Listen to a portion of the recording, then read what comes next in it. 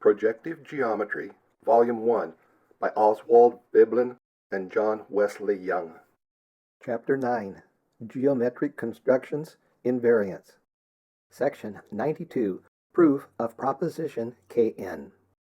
Given a rational integral function phi of x equal to a sub 0 x to the nth power plus a sub 1 x to the n minus 1 plus plus a sub n, a sub 0 not equal to 0, whose coefficients belong to a given field f, and which is irreducible in f, there exists a field f prime containing f in which the equation phi of x equals 0 has a root. Let f of x be any rational integral function of x with coefficients in f, and let j be an arbitrary symbol, not an element of f. Consider the class f sub j equal to the class f of j of all symbols f of j, where square brackets f of x is the class of all rational integral functions with coefficients in f. We proceed to define laws of combination for the elements of f sub j, which render the latter a field. The process depends on the theorem that any polynomial f of x can be represented uniquely in the form f of x equal to q of x phi of x plus r of x, where q of x and r of x are polynomials belonging to f, i.e., with coefficients in f, and where r of x is of degree lower than the degree n of phi of x. If two polynomials f sub 1, f sub 2 belonging to f are such that their difference is exactly divisible by phi of x, then they are said to be congruent modulo phi of x. In symbols, f sub 1 is congruent with f sub 2 mod phi of x. Footnote, Fine, College Algebra, page 156. 1. Two elements, f sub 1 of j, f sub 2 of j, of f sub j, are said to be equal if and only if f sub 1 of x and f sub 2 of x are congruent mod phi of x. By virtue of the theorem referred to above, every element f of j of f sub j is equal to one and only one element f prime of j of degree less than n. We need hence consider only those elements f of j of degree less than n. Further, it follows from this definition that phi of j is equal to 0. 2.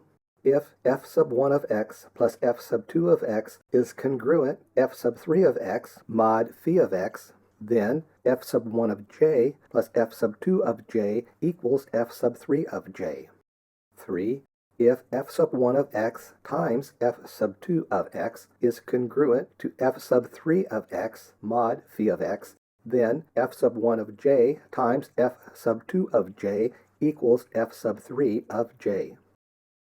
Addition and multiplication of elements of f sub j having thus been defined, the associative and distributive laws follow as immediate consequences of the corresponding laws for the polynomials f of x.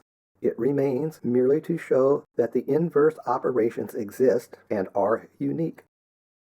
That addition has a unique inverse is obvious.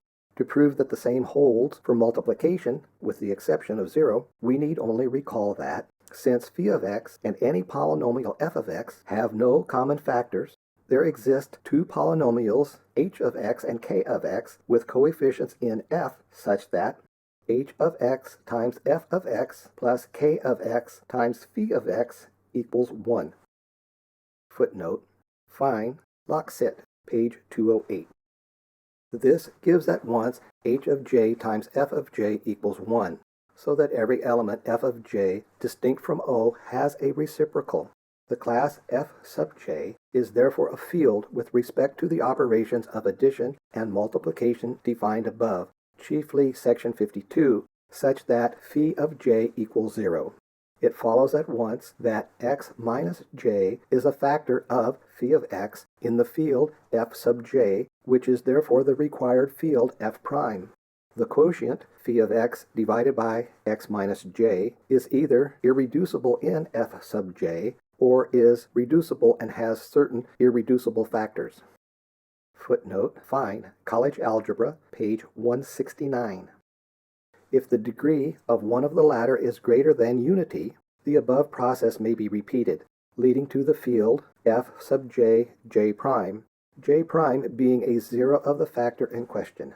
Continuing in this way, it is possible to construct a field f sub j, j prime, j m prime, where m is less than n minus 1, in which phi of x is completely reducible, i.e., in which phi of x may be decomposed into n linear factors. This gives the following corollary.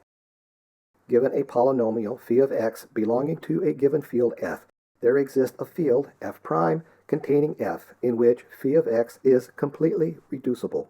Finally, an obvious extension of this argument gives the corollary. Given a finite number of polynomials, each of which belongs to a given field f, there exists a field f prime containing f in which each of the given polynomials is completely reducible. This corollary is equivalent to proposition Kn.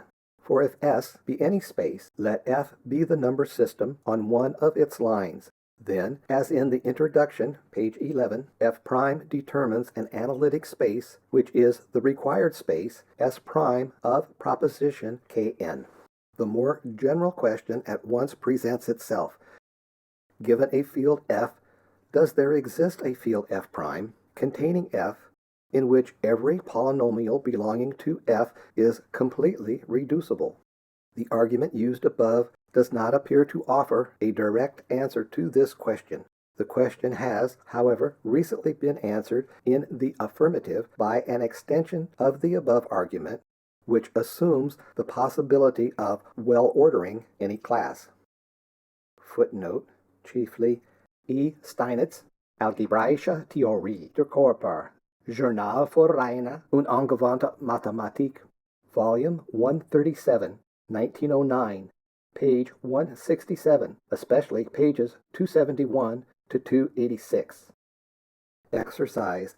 Many theorems of this and other chapters are given as dependent upon A, E, P, H0, whereas they are provable without the use of H0. Determine which theorems are true in those spaces for which H0 is false. Projective Geometry, Volume 1. This book was written by Oswald Veblen and John Wesley Young. It was published by Blaisdell Publishing Company, London, 1910, and is now in the public domain. It is read by Jim Renhold, with programming and illustration by Jim Renhold, 2019. Thank you for listening.